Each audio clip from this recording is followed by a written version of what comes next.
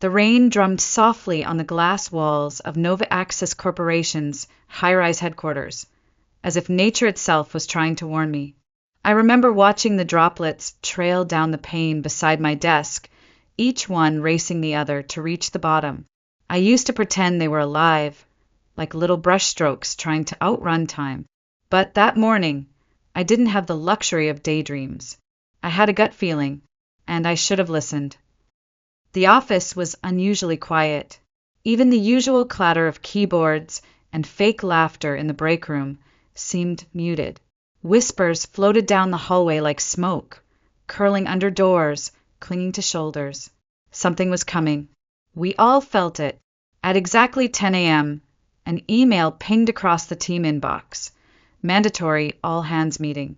Conference room 5. Effective immediately. I gathered my notepad, out of habit more than necessity, and walked with the rest of the team to the glass-walled room at the end of the corridor. I tried not to look anxious, tried not to let my hands tremble, but my stomach. It knew. Inside, people sat like statues, stiff, uncertain. Darren Cole, the man who made entire departments tremble with a single raised eyebrow, walked in with 2 HR reps trailing behind like shadows. He wore his usual navy suit and that cruel little half-smile that made your skin itch. "Thank you for being here," he began, his voice calm and razor-sharp. "As part of our ongoing strategic alignment, we've had to make some difficult decisions regarding departmental efficiencies." And then his eyes locked onto mine.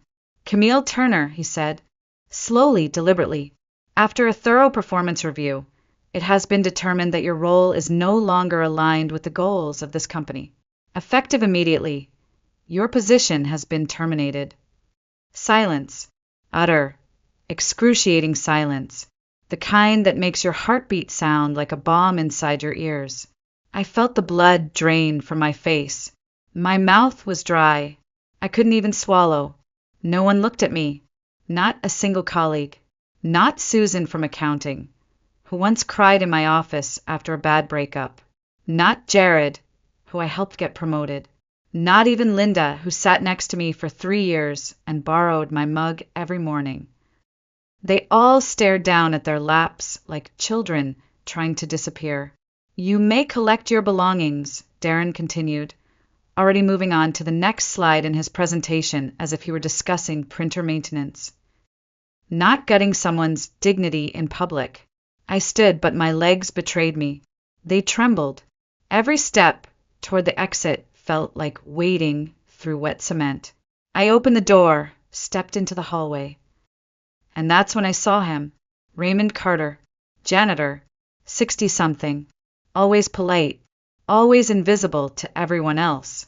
He stood at the end of the hallway with his mop cart beside him, hands folded in front of him like he was waiting for me. His eyes met mine, no pity, just calm. Like he already knew. I tried to smile, but my lips quivered. Then he walked toward me, slow and certain, and reached into his pocket. His hand emerged, closed around something. When he opened it, I saw a small golden key, slightly rusted at the edges, resting in his palm. "It's time," he whispered.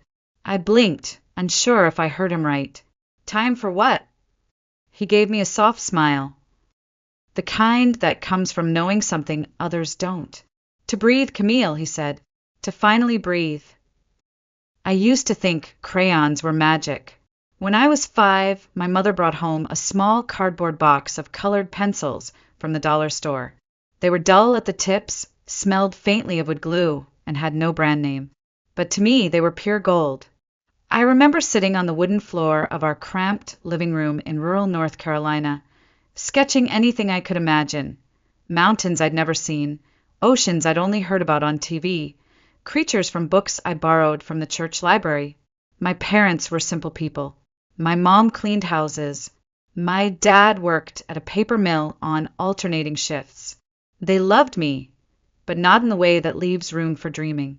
They loved me like people who are tired, worried about bills, and terrified of risks. "You draw real nice," my dad said once, glancing at one of my early sketches pinned to the fridge. "But art don't feed the stomach, Camille. You need a job that'll keep you off your knees. I didn't understand then what off your knees meant. I do now. By the time I was 10, my bedroom walls were covered in sketches. I used everything: napkins, the backs of homework sheets, brown paper bags. I drew late into the night, under the dim light of a desk lamp with a broken hinge. I felt alive when I drew, like I could breathe deeper, wider, like I belonged somewhere, even if it was only on paper. In middle school, one of my teachers, Ms. Reynolds, pulled my parents aside after a parent-teacher night. I remember sitting just outside the door, eavesdropping as she told them I had real talent, that there were scholarships, that art could be more than just a hobby, that someone with my eye could go far. My mother thanked her politely.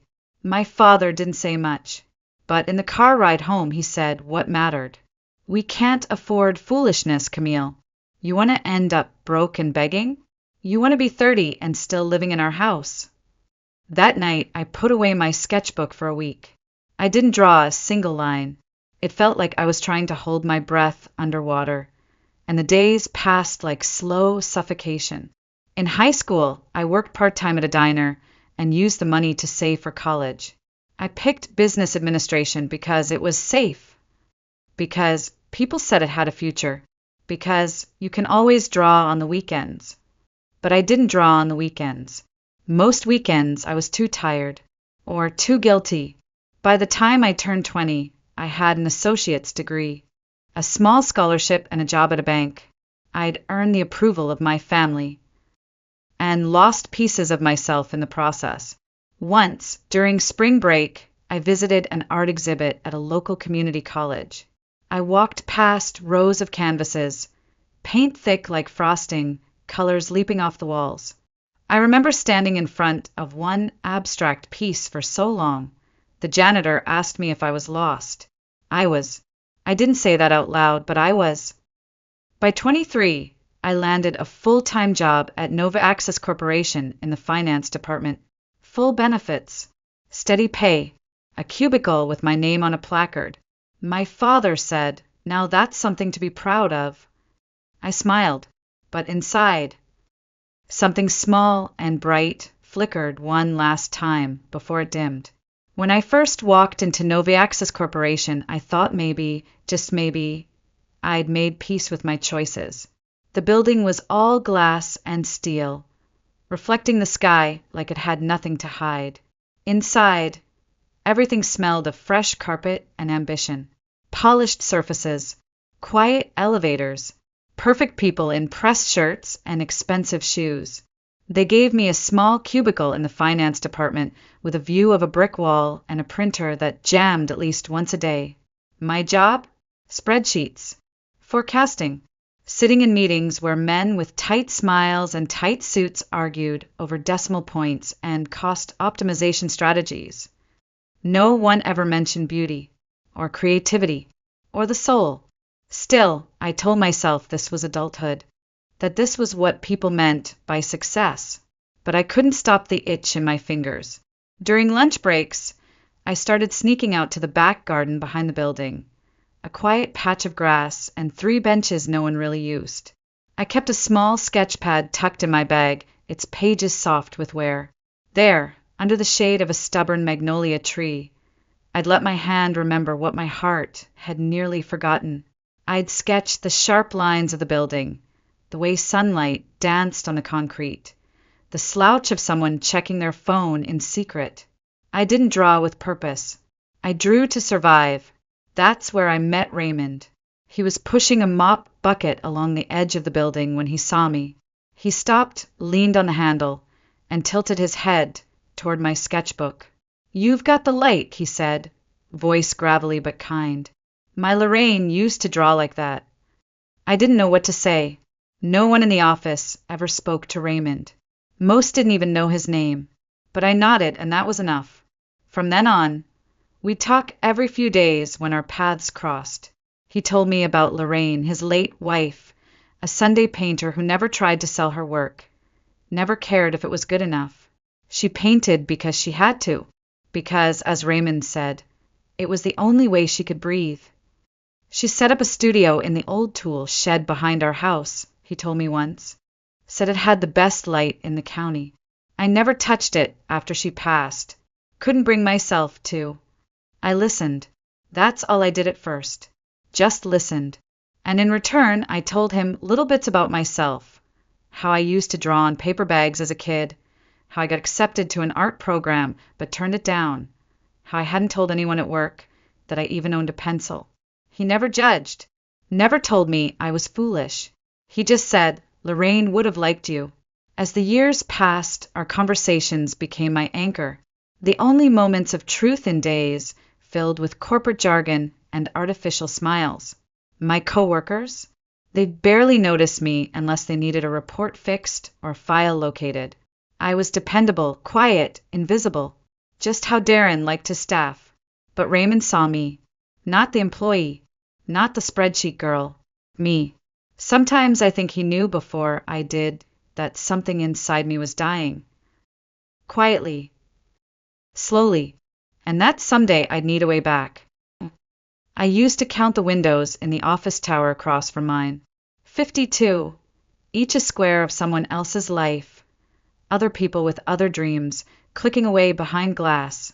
I wondered if any of them ever looked back at me. But maybe I had stopped being visible a long time ago. 3 years ago, things at Nova Access began to shift. Restructuring, they called it. More meetings, tighter deadlines, fewer people. Those who survived the cuts didn't celebrate. They worked harder, smiled less, aged faster. I was one of them, the lucky ones. Darren Cole had always been unpleasant, but after the layoffs he grew. Sharper, like he'd tasted blood and wanted more. His eyes scanned every room like a predator looking for the slowest in the herd. And for some reason he chose me. He'd call me out in meetings for missing the bigger picture, even when I wasn't the one presenting. He'd CC upper management on minor errors, things that didn't matter. And when I got them right, he never said a word. Silence became his weapon, and I stupidly took it. I told myself he was just stressed, that everyone was under pressure, that if I just worked harder, he'd back off. But it didn't matter how early I arrived, how late I stayed, how perfectly I formatted those wretched spreadsheets. He kept coming, and I kept shrinking. My sketch pad, once tucked safely in the side pocket of my bag, ended up buried at the bottom of a drawer. I hadn't opened it in months. Every time I thought about drawing again, I heard my father's voice in my head, "Art don't feed the stomach." There were mornings I stood in front of the bathroom mirror and barely recognized the woman staring back. Hollow cheeks, tired eyes, a suit that fit too well because I had worn it too long. Somewhere along the line, I'd traded color for compliance, breath for balance sheets. I started sitting alone at lunch, not because I wanted to, but because no one noticed when I stopped showing up in the break room. My voice grew quiet. My laugh disappeared. I began to disappear. Raymond noticed. He didn't say much at first, just watched me as he passed in the hallway. One day he paused and said, "You're walking like you've got chains around your ankles." I gave a weak smile. "Just tired, Raymond." He didn't smile back. "No, Camille. It's not tired. It's something heavier." I wanted to cry then, right there, in front of the janitor with his mop and his eyes that saw too much. But I didn't. I swallowed it, like I always did, and walked away. That night, I went home, opened my drawer, and pulled out the sketch pad. I stared at the blank page for a long time. But I couldn't draw. My hand hovered over the paper like a ghost. I didn't know where to begin, or if I was even allowed to begin anymore. I closed the book and put it back. Some people burn out in flames. Me, I was fading, one spreadsheet at a time. I don't remember much of the walk back to my desk, just the cold hum of fluorescent lights and the click of my heels echoing louder than they should have. My name still hung in the air like a bruise. Camille Turner, terminated effective immediately, like I was a spreadsheet, reviewed, deemed irrelevant, and deleted. A cardboard box was already waiting for me on the edge of my desk. HR efficiency at its finest. Someone had even started packing for me. My framed photo of Mom, a ceramic mug that said Introverts Unite. Separately, the little plant I'd nursed through 4 winters. And my sketch pad, dusty, untouched, still closed. I stood there for a long moment, just staring at the items of a life I no longer belonged to. Around me, people went back to typing like nothing had happened. No one made eye contact. No one said goodbye. That was the part that hurt most. Not the job, not Darren's smug voice, but the silence. The way 30 people could pretend you'd never existed. I placed the last few items in the box, lifted it into my arms, and made my way down the main hallway one last time. Each step felt heavier than the one before. I didn't know where I was going. Home, maybe. Or to the car. Or into some abyss where all the invisible women go. And then, I saw him. Raymond stood just beyond the hallway bend, next to his mop cart, watching me. He didn't speak right away. He didn't ask what had happened. He already knew. He walked toward me slowly, gently took the box from my hands, and set it on a bench by the wall. Then, with a steady hand, he reached into the front pocket of his gray uniform and pulled out a small object. A key. It looked old, golden, slightly rusted around the edges, the kind you'd find in an attic or a storybook. He held it out in his palm like it was something sacred. "It's time," he said softly. I blinked, confused. Time for what? Raymond's eyes met mine. There was no pity in them, no sadness, only calm and something else. Something like conviction. "To breathe," he said. "Lorraine always told me, breathing isn't just about lungs. It's about the soul. That studio's been waiting for you, Camille. Way too long." My throat tightened. "Studio." He nodded and handed me a folded piece of paper with an address written in careful, blocky handwriting. 17 Sycamore Lane. I looked down at the key, then back at him. I don't understand." "You don't need to," he said. "Not yet." I stood there frozen, the key warm in my hand, like it had been waiting for my palm all this time. No one had ever handed me anything like this before. Not a key, not trust, not belief.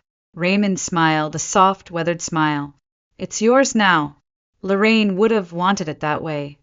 He didn't wait for thanks, didn't make a speech, just turned and pushed his cart down the hallway, disappearing like always. Quiet, constant, kind. And I stood there clutching a key to a place I'd never been, but somehow already felt like home. That night I didn't sleep. I sat on the edge of my bed with the key still in my hand, its worn metal pressing gently into my skin. I must have turned it over 100 times, as if holding it long enough might whisper some clarity into my ears. Severance pay, unemployment forms, rent. The practical side of my brain screamed, focus on survival. But the rest of me, the part one thought had gone silent long ago, whispered something softer. Go. Around midnight, I got in my car and drove. The streets were empty, rain still trailing down the windshield in slow, lazy lines. Street lamps passed like ghosts. I followed Raymond's directions, left on Maple, right past the old train depot, then down a quiet street lined with sagging porches and sleeping houses. 17 Sycamore Lane was a modest home with a small front yard, a crooked mailbox, a garden gnome missing one eye.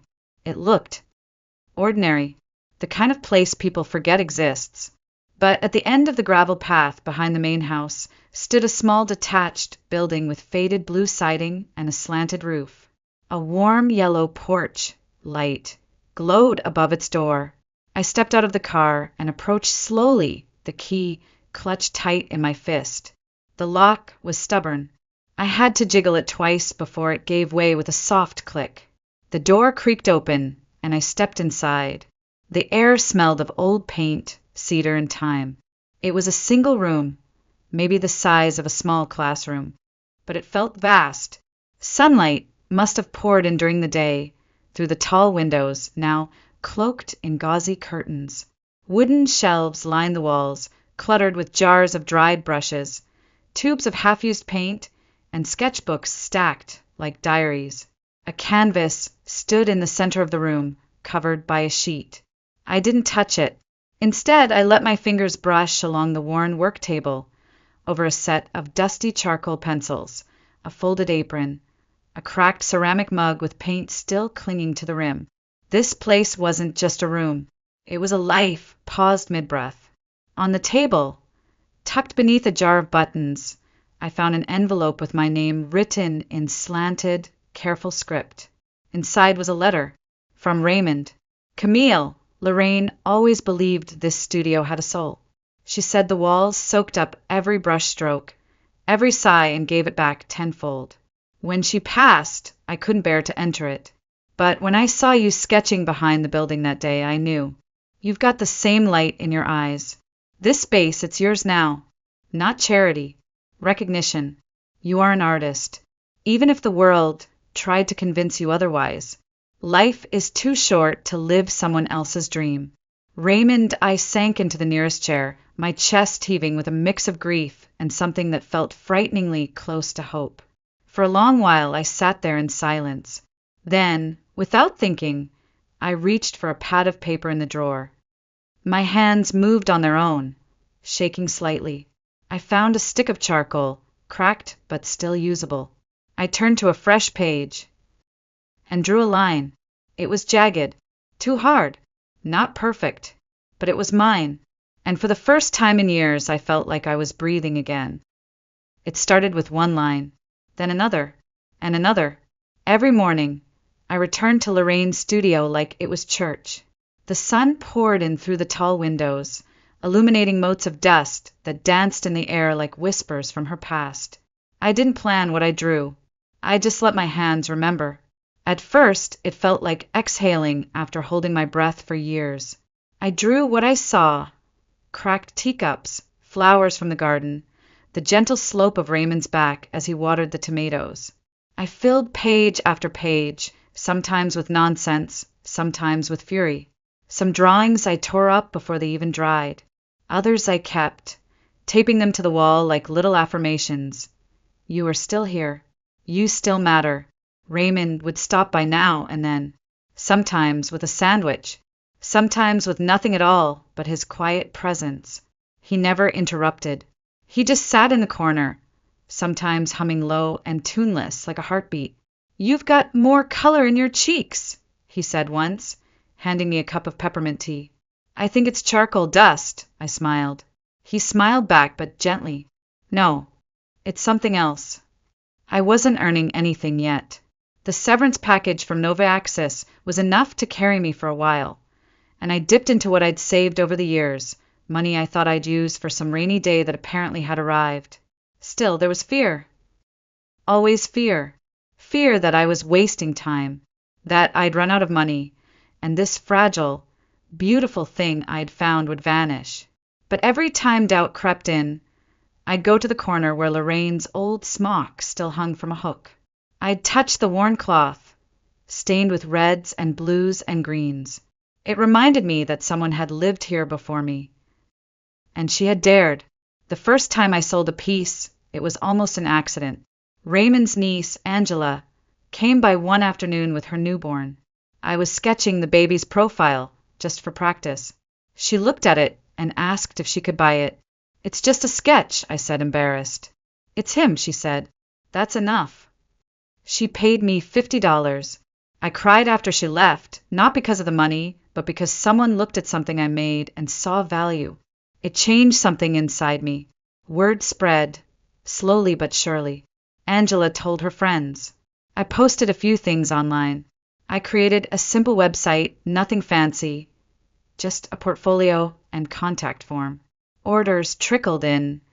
Pet portraits, nursery art, illustrations for someone's self-published poetry book. I began saying yes to things I would have once laughed at. A mural for a cafe. A painting of someone's backyard garden. A logo design. I was learning to live by brushstroke, by color, by gut. Within 6 months, I had a small list of returning clients. I was making enough to cover rent. And yes, I insisted on paying rent to Raymond, even though he grumbled every time I handed him the envelope. I bought new supplies, painted the walls a soft cream, installed brighter lights, but I left the essence of the place untouched.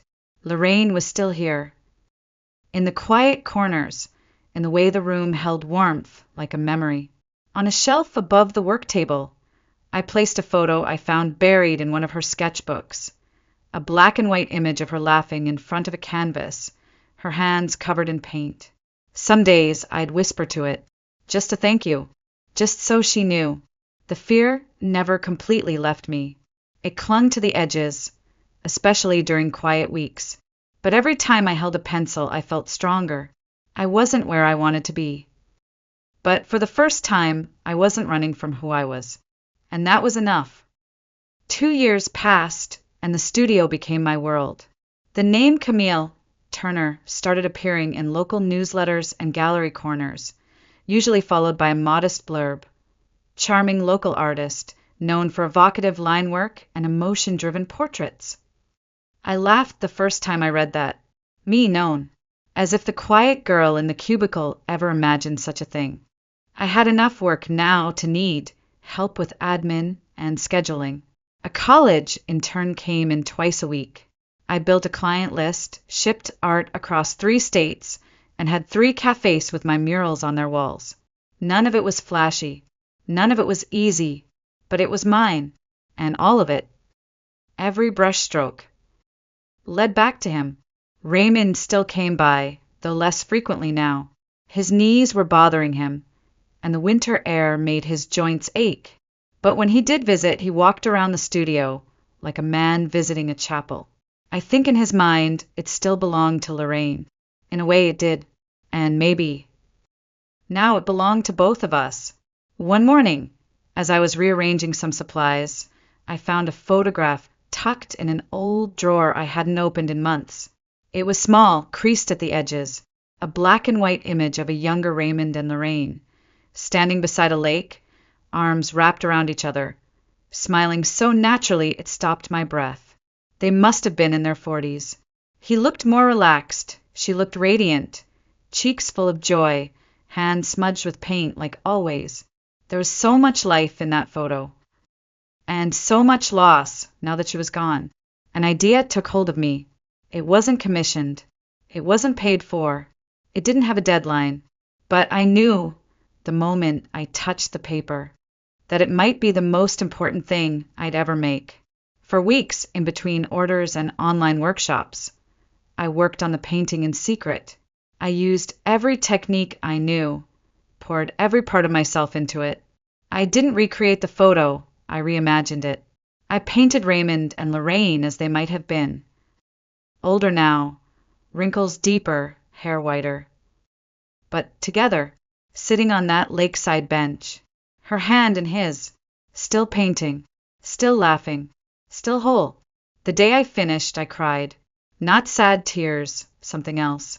Something deeper, like closure, like reverence. I called Raymond and told him I had something I wanted to show him. He arrived wearing his best jacket, the brown corduroy one with the elbow patches. His hands trembled slightly when he held the warm mug of tea I handed him. I led him into the back room of the studio, where the finished painting stood, covered by a linen cloth. I have a gift for you, I said. He looked at me with tired but kind eyes. Camille, you don't owe me anything.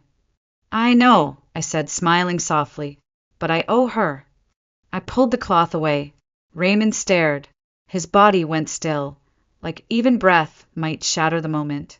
His eyes welled with tears, then overflowed without warning. He reached forward, not to touch the canvas, but to steady himself against the table.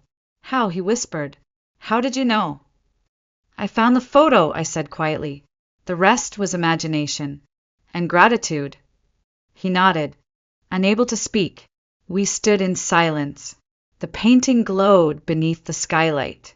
Lorraine's eyes sparkled with that mischievous joy I imagined she must have carried her whole life. And Raymond. Well, he looked like the man I knew, just a little more at peace.